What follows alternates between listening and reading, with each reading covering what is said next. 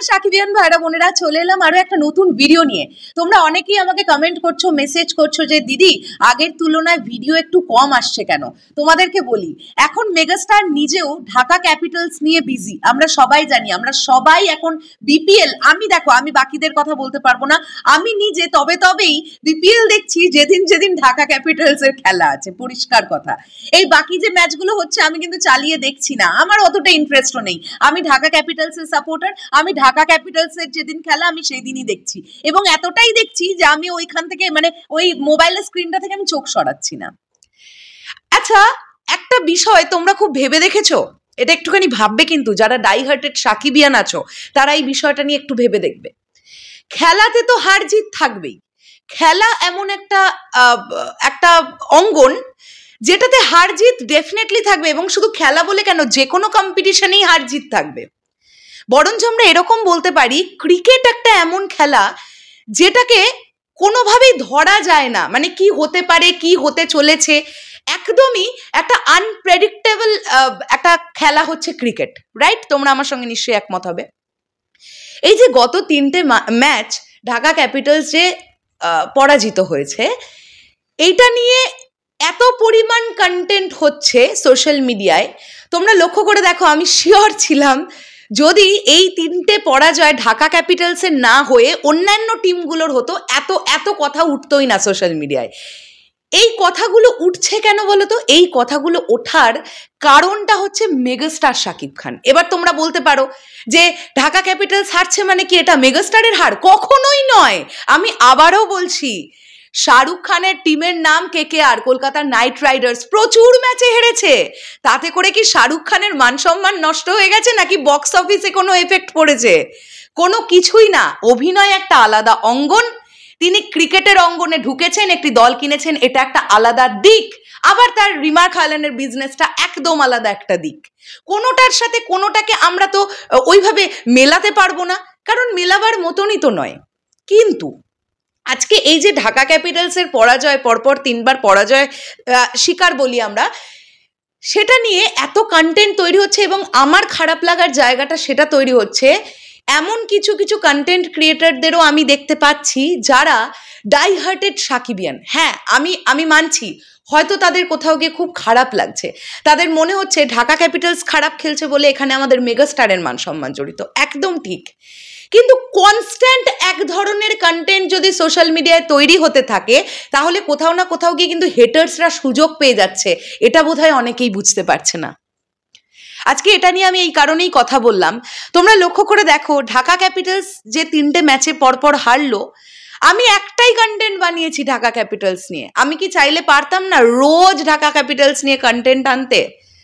আমি কন্টেন্ট সেদিন বানাবো যেদিন ঢাকা ক্যাপিটালস উল্টো দিকের মানে এই টিমটাকে একদম মানে জাস্ট ছাড়খাড় করে দেবে, এত ভালো পারফরমেন্স দেবে। আমি সেই দিনটার অপেক্ষায় আছি। আমি এটা মানি যে খারাপ হতে হতে একদিন ভালো হয়। ঠিক যেমন রাতের অন্ধকারের পরে ভোরের আলোটা ফোটে, ঠিক তেমনই পরাজয়ের পরে জিতটাও কিন্তু আসে। তাই ঢাকা ক্যাপিটালস জিতবেই, আমি এই আশায় আমি এই আশাটা নিয়ে আছি। অনেকেরই মনে হতে পারে না এই টিম ভালো পারফরমেন্স করবে না, দেখা যাক না, এখনো তো তাদের হাতে অনেকগুলো ম্যাচ আছে। কিন্তু এই কনস্ট্যান্ট 3বার হেরেছে, শাকিব খানের সম্মান যাচ্ছে, এই যাচ্ছে ওই যাচ্ছে, এইগুলো সাকিবিয়ানদের কাছ থেকে বেশি আলোচনাটা কিন্তু ভালো লাগছে না। আমরা সবাই কম বেশি সিনেমা নিয়ে আলোচনা করি, তোমরা নিশ্চয়ই আমার সঙ্গে একমত হবে। আমরা যারা কন্টেন্ট ক্রিয়েটাররা আছি, যারা আমরা সাকিব ভাইয়াকে নিয়ে কথা বলি, আমাদের কথা বলার সাবজেক্ট কিন্তু সিনেমা।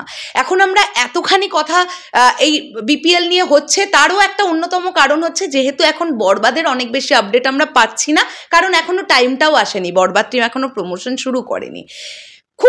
খুব ভালো কথা এটা। আমরা ঢাকা ক্যাপিটালস নিয়ে কেন কথা বলবো না? মেগাস্টার শাকিব খানের টিম, আমরা কথা বলবো। কিন্তু এই হেরে যাচ্ছে এটা বারবার যদি চোখের সামনে সোশ্যাল মিডিয়ায় নানান ভিডিওর আকারে নানান লেখালেখির মাঝখানে আসে, একটু ভেবে দেখো, কোথাও গিয়ে হেটার্সরা কিন্তু হাসছে, তারা কিন্তু মনে মনে আনন্দ পাচ্ছে। এই আনন্দটা কিন্তু আমরা তাদেরকে দিতে পারবো না, কারণ এই হেটার্সদের পক্ষে ক্ষমতাও হবে না মেগাস্টার শাকিব খানের মতন একটা বক্স অফিস দেওয়ার। সাকিবিয়ানরা যেটা করে দেখাতে পারে, এটা আর কারোর করে দেখাবার ক্ষমতা আছে? কোনো হেটার্সের করে দেখাবার ক্ষমতা আছে? আসছে তো রোজারিদের অনেকগুলো সিনেমা, দেখবো বরবাদের ধারে কাছে কোন সিনেমাটার বক্স অফিস যায়। তাই যে মানুষগুলো সাকিব ভাইয়াকে নিয়ে সবসময়ের জন্য রেডি হয়েই থাকে, একটা কিছু ফাঁক ফোকর পাবো আর আমরা ঢুকে সেই মানুষটাকে বারবার পোকিং করব, বারবার সোশ্যাল মিডিয়া তাকে আঘাত দেব, সেই জায়গাটা যেন আমরা সাকিবিয়ানরা তৈরি করে না দিই। আশা রাখতে অসুবিধে কোথায়? আমার কথাটা এখানেই। ঢাকা ক্যাপিটালস 3 বার তারা ভালো খেলতে পারেনি, 4 বারের বার ভালো খেলবে, 5 বারের বার ভালো খেলবে, তারা ভালো খেলবে।